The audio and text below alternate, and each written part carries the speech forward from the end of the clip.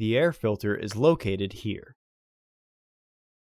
Remove the 4 fasteners that secure the housing.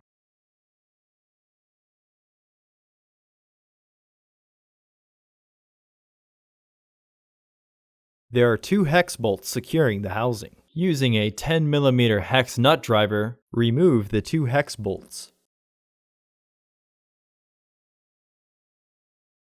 Remove the old filter from the housing and clean out any debris inside. Insert your new filter into the housing. It can only be installed with the housing in one orientation. Reinstall the hex bolts.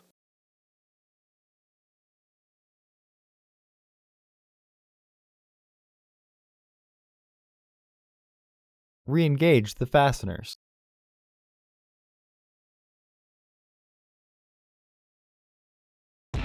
Order your parts today at filterheads.com.